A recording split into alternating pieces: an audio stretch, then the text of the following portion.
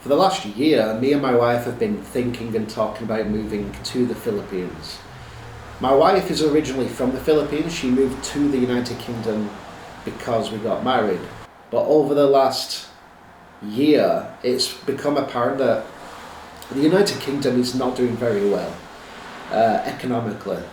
And I know that sounds like a silly thing to say if I move into the Philippines, which is a third world country, but it's very difficult to explain if you don't understand why the economies are the way they are. For example, you look at the debt of the UK compared to the debt of the Philippines, I think there's like a 50% difference. The UK is in big trouble.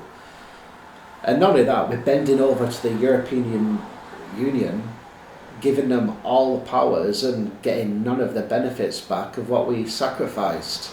Anyway, that's neither here nor there. I don't want to get into the politics too much.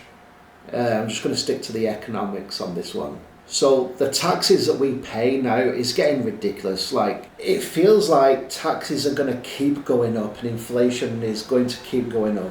And inflation is, whether you understand or don't understand it, inflation is a secret tax. It is a tax on your savings.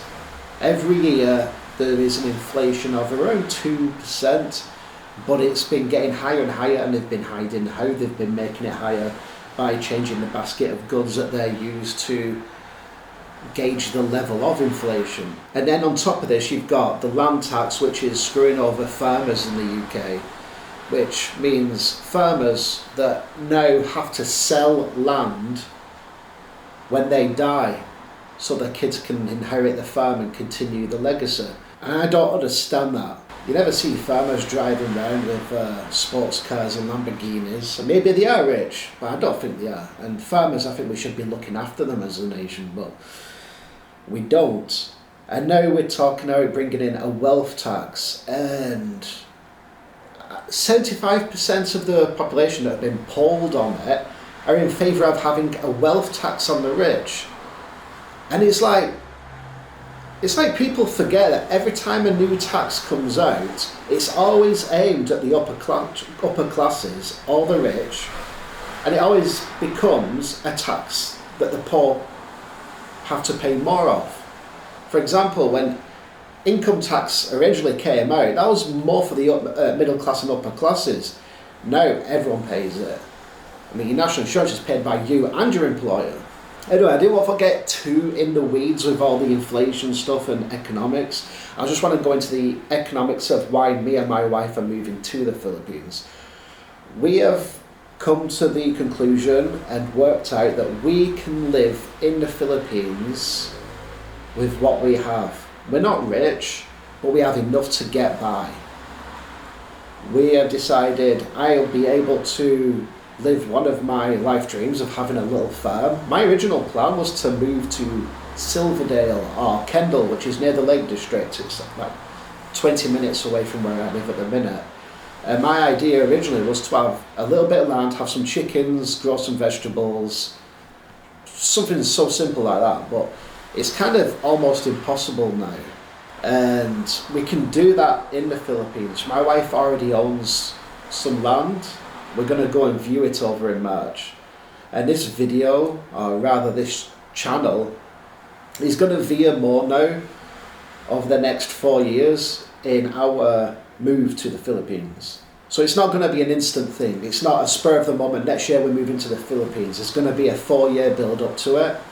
And then the 4th year, it might be the 5th year, it could be 3rd year. It depends how things go in the next couple of years.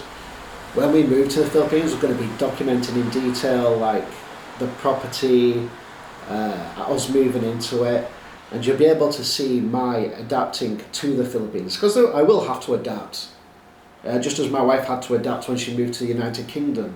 One thing that does make me kind of sad is about 10 years ago I made the choice to put myself through hell to get a career that I could take pride in and get a wage that I could live very comfortably on in the United Kingdom. I originally was like a shelf stacker for a supermarket, and I worked 7 days a week for 2 years. There was 4 days a week, no sorry, 3 days a week working in a supermarket, 4 days a week volunteering to try and learn to be a plumber for a company in Bolton, and 4 to 5 days a week a night course at college whilst paying rent and all my bills. And that was the hardest 2 years of my entire life, but it paid off because the management saw my hard work and rewarded me and gave me a full gas apprenticeship, and now I'm a gas engineer.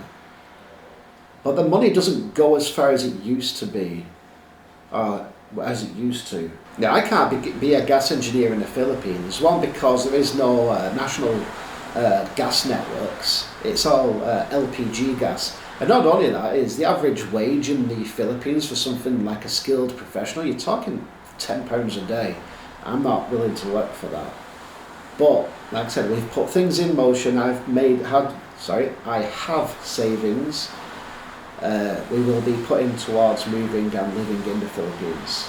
We're going to have a bit of a farm. We're going to have chickens and pigs. Again, the chicken and pigs, it's not going to be a job. I'm not doing that because that's going to be my income over there. I'm doing that because I need something to keep me active. I need hobbies. I have plenty of hobbies. If you watch any of my videos, you'll see that I'm painting miniatures all the time. I like doing wild camping, and there's plenty of things that I like doing. But I'd like to have a little bit of a farm.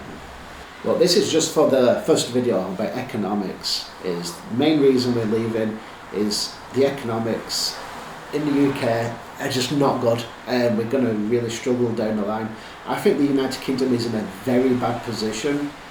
And at the minute, with everything that they're trying to do, bringing out like a wealth tax, making deals with the EU, I hate to sound like a doomsayer, but to me, they're just rearranging seats on the Titanic. I think the West is in huge problems, especially with what's going on in America with Trump sticking tariffs on over everyone. Inflation, since, I'm not going to say the thing that closed down pretty much the world about 7 years ago, 5 years ago. Ever since then, governments have just been printing money, and they're just bailing out zombie companies. They're punishing little small shops like Tesco's, Asda, Sainsbury's. All these big stores were all okay to stay open, yet corner shops were told that they had to close down. There's going to be a lot of jump cuts in this video because I do mumble a lot and I start going on tangents. So you'll see a lot of cuts of when I'm talking, just to kind of keep the flow going and just to try and keep me on topic, because it's just how I am. I hope you took something from the video. If you are interested in following our journey of our move to the Philippines, be sure to follow. Please do click subscribe just so I can see people are interested in seeing this journey, because I was looking all over YouTube for people that have moved to the Philippines, and all the videos of people that have moved to the Philippines are always after the fact. There's a lot of videos of like expats in the Philippines, but there's no one out there that's showing the process and the challenges of moving to the Philippines. So I thought I was going to record mine, so if anyone in the future decides that it's something that they want to do, they can see what challenges we come up against, and hopefully it helps other people out. Well, that's just for this video. This one's economics.